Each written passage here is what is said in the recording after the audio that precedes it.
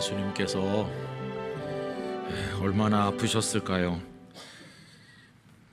찬양을 부르고 또 듣지만 우리는 주님의 아픔의 정도를 잘 알지 못합니다. 아마 육체적인 아픔보다는 사람들이 주님을 알지 못하고 믿지 못하는 그 패역함을 보시는 고통이 훨씬 더 힘들었으리라고 생각이 듭니다.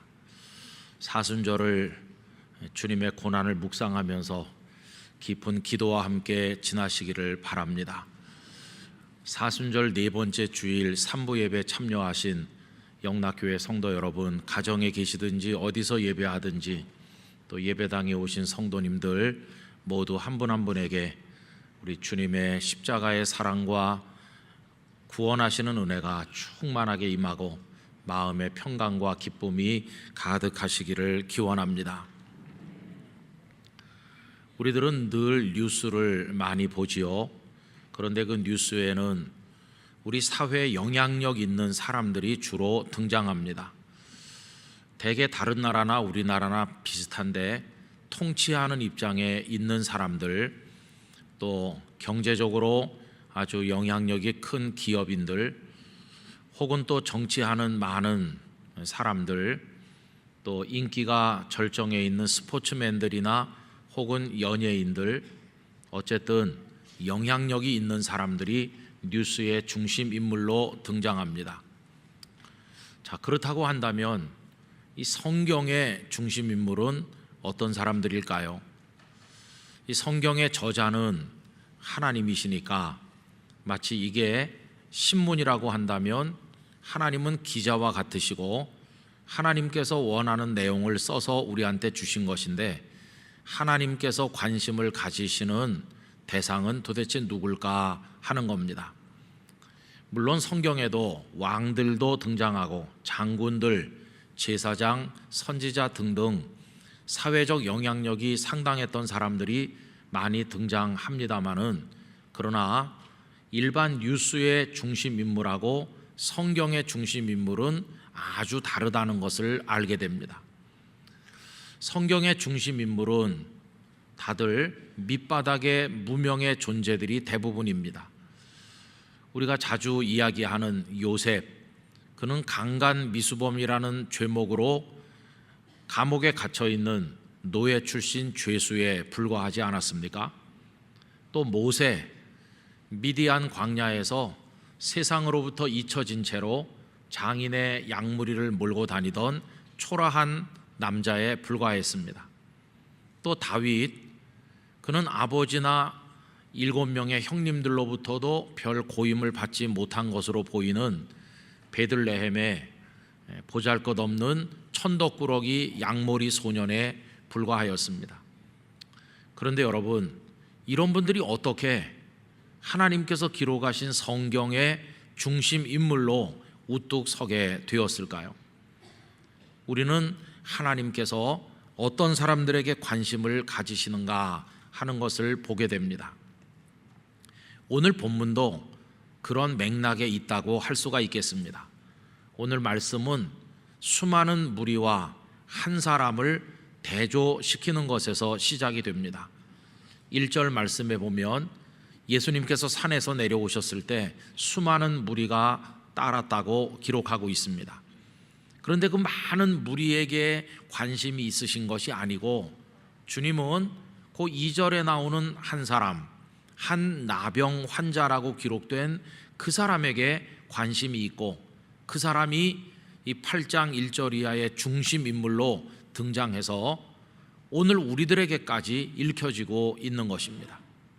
여러분, 이 사람은 어떤 사람일까요? 우리는 그에 관해서 아는 게 없습니다. 그의 이름이 뭔지, 과거의 직업이 뭔지, 가족은 몇 사람이나 있었는지, 어느 마을 사람인지, 부자였었는지 등등 아는 게 아무것도 없습니다. 그러나 생각을 해보면 그것들을 알 필요도 없겠다 하는 생각이 듭니다. 왜 그러냐 하면 나병 환자라는 그 하나만 가지고 그 나머지 모든 것이 다 무의미하게 되었다는 것을 알아차릴 수 있기 때문입니다.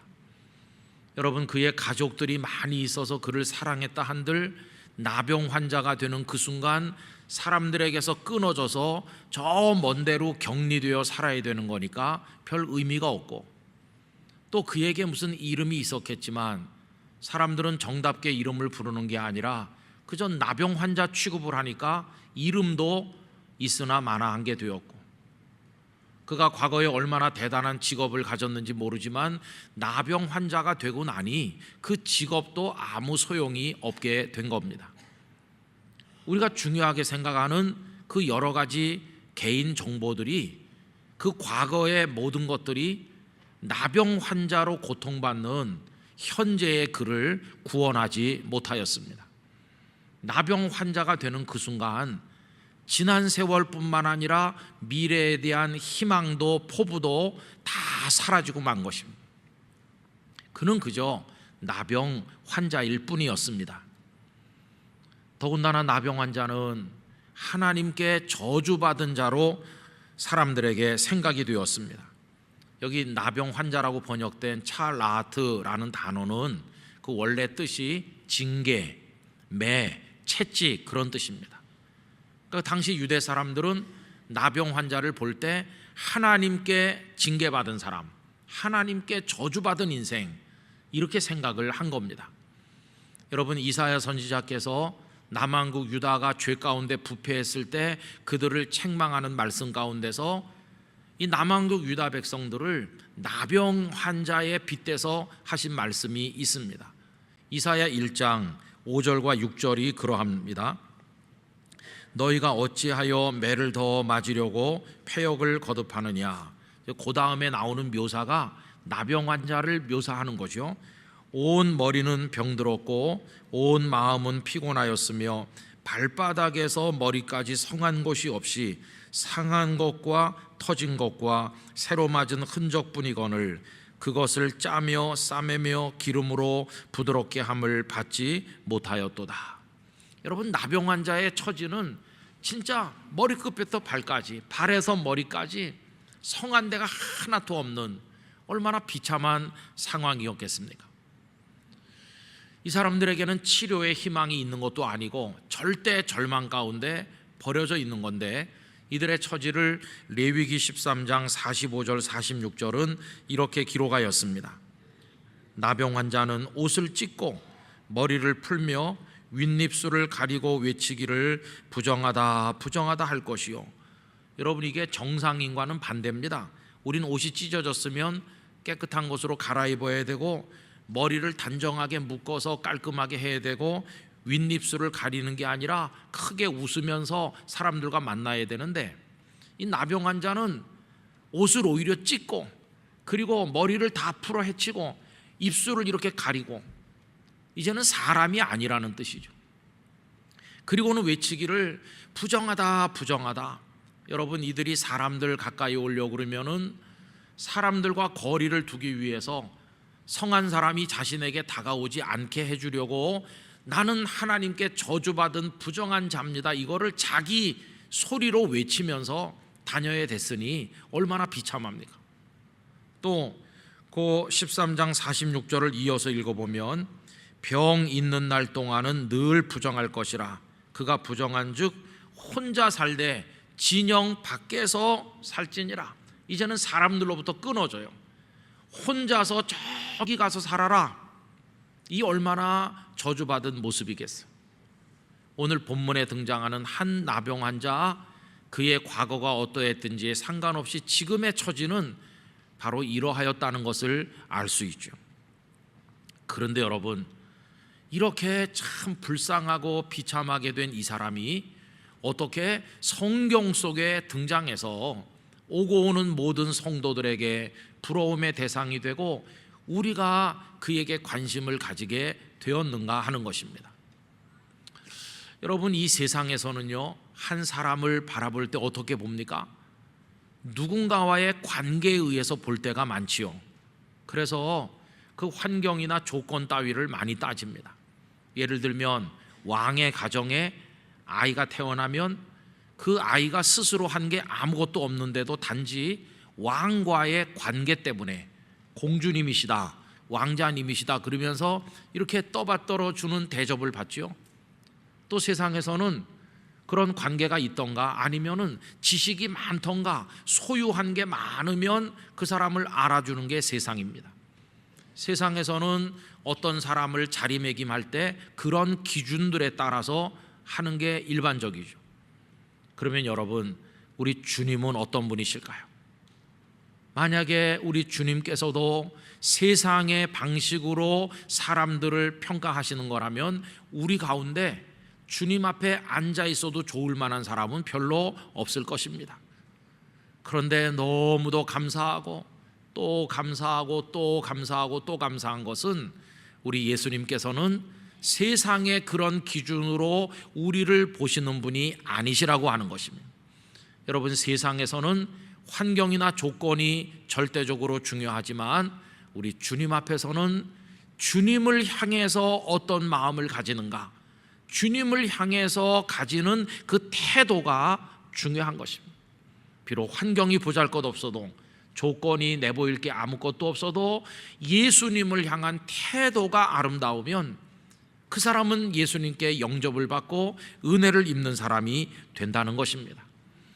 여러분, 오늘 본문에 등장하는 한 나병 환자, 그의 환경과 조건은 최악이었지만 그는 예수님을 향해 아름다운 태도를 가지고 있기에 은혜를 입은 자가 되어 성경 속에 등장하게 된 것입니다. 그럼 그의 태도는 어떤 것일까요? 오늘 본문 속에서 그의 태도와 관련돼서 동사 몇 개가 등장하는데 그 첫 번째 동사는 나와라고 하는 것입니다. 1절에 보시면 수많은 무리가 예수님을 따르니라 라고 했죠. 여러분, 따라간다는 말은 많은 사람들 속에 그냥 섞여서 별 특별한 목적 없이 그냥 사람들이 가니까 나도 같이 생각 없이 가는 거, 그게 따라가는 겁니다. 그러나 이 사람은 달랐어요. 이 사람은 예수님께 나와 이렇게 돼 있죠. 이 나왔다고 하는 프로스 에르코마이라고 하는 동사는 정확히 얘기하면 가까이 접근한다, 그런 뜻입니다. 여러분, 그는 그냥 막연히 사람들 틈에 섞여서 따라간 게 아니고 예수님을 목적으로 삼고 예수님 코앞에까지 가까이 접근했다는 겁니다. 근데 이게 우리가 심상하게 생각하면 안 되는 것이 사실은 불가능한 일이거든요. 아까 말씀드린 것처럼 나병에 걸린 사람은 본인의 입으로 소리를 지르면서 나는 부정한 저주받은 사람입니다, 내게서 떨어지세요, 이렇게 해야 되는데, 그리고 사람들이 알아차리도록 딸랑딸랑 방울까지 흔들어야 되는 판에 지금 거기 허다한 무리가 예수님 주변에 있잖아요. 그 많은 사람들이 예수님 옆에 가득하게 있는데 이 사람이 어떻게 그 사람들 틈을 비집고 예수님께 가까이 간단 말이겠습니까? 이게 가능한 게 아니죠. 그런데 이 사람은 지금 예수님 앞에 가까이 접근했어요. 이게 어떻게 가능한가? 여러분, 다른 게 아니에요. 우리는 이의 모습 속에서 그가 얼마나 예수님을 향해서 저돌적인 간절함을 가지고 있는가를 읽어볼 수 있는 겁니다. 내가 오늘 저 예수님을 꼭 만나야 되겠다, 저분을 만나지 못하면 차라리 여기서 죽겠다, 사람들이 돌을 던지면 돌을 맞고 나를 쫓아내면, 나를 짓밟으면 그 다 당하더라도 나는 오늘 저분을 만나야만 되겠다. 이게 그의 가슴 속에 끓어오르는 간절함이었어요. 그 간절함이 그를 사람들 틈 속으로 뚫고 들어가게 만들었고 예수님의 발 앞에 나가도록 만든 것이었어요. 우리 성도 여러분, 신앙생활하는 데 있어서 간절함이라고 하는 요소는 결정적으로 중요한 것입니다.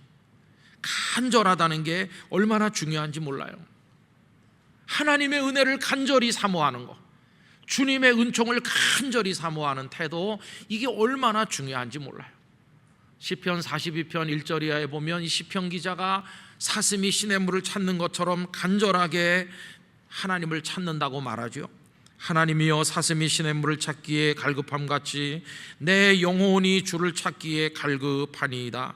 내 영혼이 하나님 곧 살아계시는 하나님을 갈망하나니 내가 어느 때에 나가서 하나님의 얼굴을 배울까. 이렇게 간절해요. 근데 사람들이 그를 비웃죠. 사람들이 종일 내게 하는 말이 네 하나님이 어디 있느냐 하오니 내 눈물이 주야로 내 음식이 되었도다.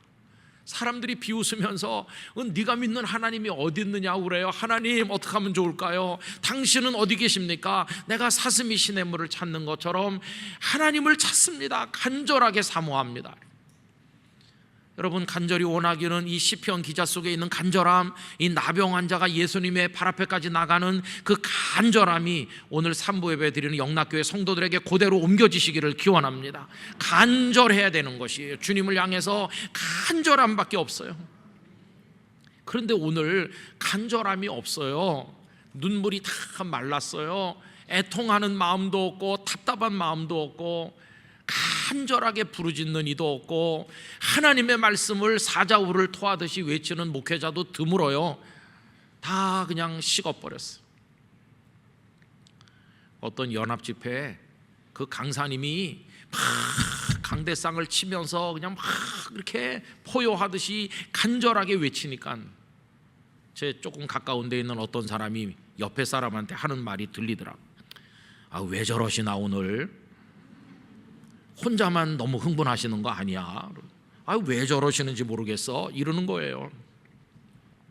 그 설교를 맡은 목사님은 가슴이 터질 것 같아서 그렇게 하는데 청중은 왜 저러냐고 그래요. 다 간절함이 없어요. 요즘에 사람들은요 좀 품위 있고 교양 있게 믿기를 원한다고 그래요. 목사도 설교를 좀 교양 있게 해야 돼요.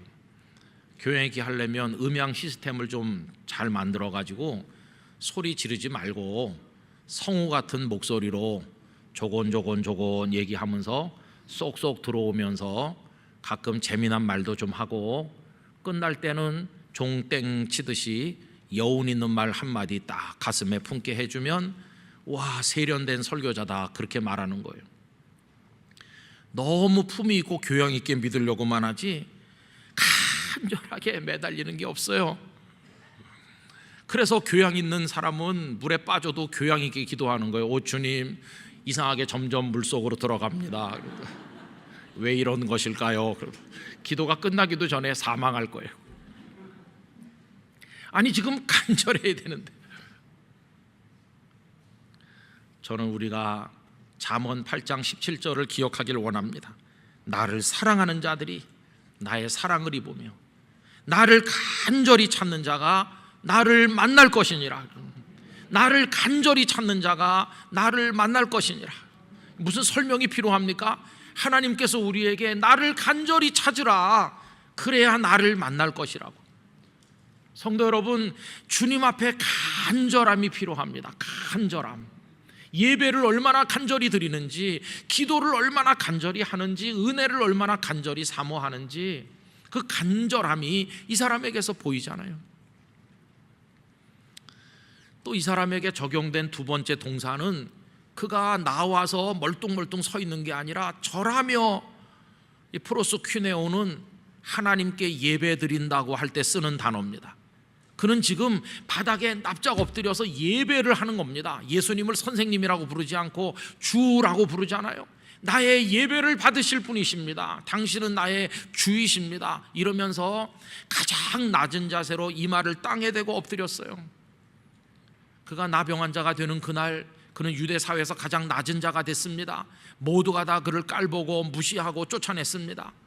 그러나 그때 엎드릴 때는 본인이 원한 게 아니었어요. 너무나도 원통하고 억울하고 내가 왜 나병 환자가 됐나, 사람들이 왜 나를 저렇게 윽박지르나, 억지로 반항심이 가득하고 억울한 생각으로 억지로 무릎 꿇었지만 이제는 아니에요. 여기 예수님께 나올 때는 누가 끌고 와서 억지로 엎드리게 한 게 아니고 가슴에서 우러나는 마음으로 당신은 저의 경배를 받으실 분이십니다. 당신밖에는 나에게 주라고 불릴 분이 없습니다. 이렇게 엎드린 거예요.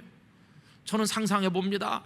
그가 땅바닥에 엎드려 눈을 들었을 때 그에게 보인 게 뭘까요? 사람들을 찾아 이 마을 저 마을을 다니시느라고 거칠어진 예수님의 발이 보였을 텐데 그 발은 머지않아 못에 박혀서 우리를 위해 피가 흘려질 그 발이죠. 그 주님의 발이 보이는 그 앞에 엎드렸어. 얼마나 간절하고 얼마나 겸손하고 자신의 모든 걸 던지듯이 그 앞에 엎드렸는지. 근데 우리는요, 간절하지도 않고 이렇게 엎드리지도 않는 거예요. 너무 교만해요. 이 사람 속에는 고개를 들 만한 교만의 조각은 요만한 것도 남아있지 않는데 우리 속에는 교만이 너무 커서 기도를 드려도 겸손하게 엎드리는 기도가 아닐 때가 많아요. 그냥 예수님하고 마주 앉아서 차 한 잔 놓고 다리 꼬고 흔들면서 협상하듯이 그냥 한 두어 마디 해보다가 싫으시면 관두시오, 아직 난 믿는 구석이 있어요, 이런 식으로 간절하지도 겸손하지도 울부짖지도 않아요. 엎드리지 않아요. 엎드리지. 그러니까 이게 우리 태도가 이게 문제 아닙니까? 그리고 이 사람에게 적용된 세 번째 단어는 나와 엎드려, 그 다음엔 이르되입니다. 이르되는 말하는 거 아닙니까? 근데 이 사람이 하는 말은 그냥 하는 말이 아니라 그의 가슴 속에 있는 예수님에 대한 고백을 쏟아놓는 믿음의 고백이었어요. 그 믿음의 고백 뭐라고 합니까? 주여 원하시면 저를 깨끗하게 하실 수 있나이다. 이게 뭡니까? 주님, 당신은 저의 주님이실 뿐만 아니라 이미 당신은 전능하시다는 걸 제가 알고 있고 저를 얼마든지 치료하실 수 있다는 거 저는 믿고 있습니다. 단 하나 저같이 미천한 자를 쫓아내지 않으시고 제가 눈물겹게 원하는 이 회복되는 소원을 당신께서도 원하실 것인지 그거 하나만 문제인데 원하시기만 한다면 저를 고치실 수 있지 않습니까? 여러분, 이건 절규고 그 다윗의 말대로 하면 토하듯이 쏟아놓는 부르짖는 기도였어요. 막 쏟아놓았어요. 왜 여기까지 왔는지, 왜 사람들을 뚫고 올 수밖에 없었는지, 왜 생명을 거는 마음으로 왔는지 그 가슴 속에 맺혀 있는 걸 확 쏟아놓았어요. 여러분, 그게 그의 고백이었어요. 그에게는 다른 게 필요한 게 아니었어요. 그의 눈물에 공감해 줄 수 있는 한 사람, 그가 회복되어 새 인생을 살고자 소원을 품고 간절하게 부르짖을 때 나도 그렇게 되길 원합니다 하면서 마음을 열어줄 한 사람이 필요한데 다 그를 무시하고 더럽다고 하고 저 나한 자들의 골짜기로 쫓아내고 그런 한 사람을 만날 수 없었어요. 그런데 그날 그 길거리에 잘 준비된 무슨 그런 방도 아니고 응접실도 아닌 먼지가 확 일어나는 그 길거리, 사람들로 왁자지껄한 거기서 그는 땅바닥에 엎드려서 바로 그분을 만난 것이에요. 예수님을 만났어요. 그가 엎드려 있는데 어떤 손이 와서 그를 만졌어요. 여러분, 우리 요새 코로나 때문에 악수도 잘 안 해요. 그렇지 않아요? 우리 코로나 전에는 제가 저기 서서 이렇게 악수를 했는데 어느 날 생각 없이 악수하다가 기도를 했습니다. 하나님, 악수를 하는데요, 제 손을 통해 역사해 주셔서 우리 성도들의 상처가 회복되고 병이 있으면 악수할 때 낫게 해주세요. 그런 마음으로 기도를 했거든요. 그랬더니 하나님 우리 기도를 들으시는지, 몇 달 전에 어느 권사님께서 목사님 그때 오늘 목사님하고 악수하면 제 병이 나을 줄 믿습니다 그러면서 와서 악수를 했더니 병이 나았다고 그래요. 얼마나 감사한지 몰라요. 그렇게 악수 우리 했었어요, 그죠? 근데 요새는 코로나 때문에 안 하고 어떤 때는 이렇게나 하잖아요. 이렇게 누가 그러더라고요. 이렇게 하면서 이렇게 하면 그 사람이 겸손한 사람이고 얼굴 앞으로 이렇게 내밀면 때리고 싶다는 뜻이라고. 요새는 다 이렇게. 참 답답해요. 빨리 코로나 끝나야 되는데. 우리는 그 바이러스가 무서워서 악수도 안 하고 이렇게 하잖아요. 근데 예수님은 그냥 다 썩어가지고 진물 흐르고 막 손가락이 이렇게 떨어져 나가는 그 흉측한 몸을 가진 그 사람을 예수님을 이렇게 만져주시는 거예요. 여러분, 그 주님의 손길이 느껴지시기 바랍니다. 이렇게 만져주시는 거예요. 어루만져 주셨어요. 그 손은 무슨 손인가요? 머지않아 못 박혀 피 흘려 우리를 구원하실 그 손인 거예요. 그 손으로 그를 만져주셨어. 그 다가 아니죠. 그의 귓전에 들리는 음성이 있는데, 너의 소원에 내가 공감한다. 내가 원하노니 깨끗함을 입으라고. 여러분, 오늘 본문 3절 말씀 우리 다 같이 읽어봅시다. 예수께서 손을 내밀어 그에게 대시며 이르시되 내가 원하노니 깨끗함을 받으라 하시니 즉시 그의 나병이 깨끗하여진지라. 할렐루야. 주님이 손 내밀어 만져주시고, 그가 나병 걸린 이후에 누가 그에게 손댄 적 있나요? 누가 그를 어루만진 적 있나요? 아무도 없죠. 그런데 예수님 만져주시고, 너의 마음 내가 알아. 내가 원하노니 깨끗함을 받으라고. 여러분, 오늘 본문은 주님의 은혜를 입은 그가 어떻게 밑바닥 인생에서 성경에 등장하는 인물이 되었나, 이걸 우리들에게 알려주는 거죠. 그는 가장 밑바닥 천한 곳에서 존귀한 사람이 되었고, 무시당하던 사람에서 주님의 사랑을 입은 사람이 되었습니다. 이제 그는 끊어졌던 관계가 회복이 되어 다시 그들 중에 한 명이 될 수 있게 되었습니다. 가족 중에 한 명, 동네 친구들 중에 한 명, 마을 주민 중에 한 명으로 제자리로 돌아갈 수 있게 되었고, 무엇보다도 하나님께 저주받은 자로 낙인 찍혔던 그가 이제는 하나님의 은혜를 입은 자로 많은 사람들에게 부러움의 대상이 된 것이었습니다. 이 모든 일은 어떻게 가능한가? 누가 하신 일인가? 여러분, 예수님께서 하신 일이십니다. 예수님이 손 내미셨고, 예수님께서 내가 원하노니 깨끗함을 받으라 하셨고, 예수님의 능력이 그를 온전하게 만든 것입니다. 우리는 예수님을 믿습니다. 그 예수님께서 이 일을 하시려고 이 땅에 오셨음을 믿습니다. 지금도 이 일을 하고 계심을 믿습니다. 지금도 손을 내미시고 말씀하시는 주님이심을 우리는 믿습니다. 주님은 누구를 기다리시는가? 이 저돌적인 간절함으로 사람들의 비난과 조롱에도 불구하고 당신 앞에 찾아올 사람을 기다리고 계시고, 엎드려 절하듯 하면서 자신의 속에 쏟은 그 모든 걸 쏟아낼 수 있는 그런 사람을 주님은 기다리고 계신 것입니다. 여러분, 영락교회 성도들이 그렇게 되시기를 부탁드리는 것입니다. 주님 앞에 나가서 그렇게 할 때 주님이 손 내밀어 어루만져 주시고 내가 원하노니라고 말씀하여 주실 것입니다. 얼마나 놀라운 감격이겠어요.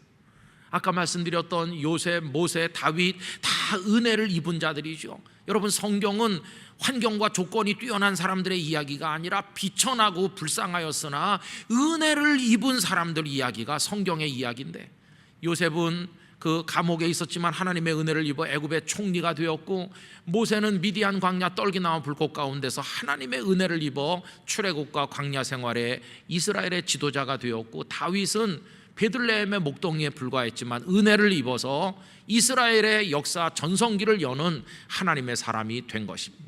성경은 결국 우리에게 은혜 베푸시기 위해서 오신 예수님, 그 예수님 앞에 달려나가 은혜를 입은 사람들의 이야기라고 말할 수가 있을 것입니다. 여러분, 이 은혜를 영락교회 성도들이 경험하게 되시기를 기원합니다. 성경은 66권으로 종결되었지만 하나님 나라는 그 속편을 계속 써내려가고 있다고 생각합니다. 그 속편은 무슨 얘기인가?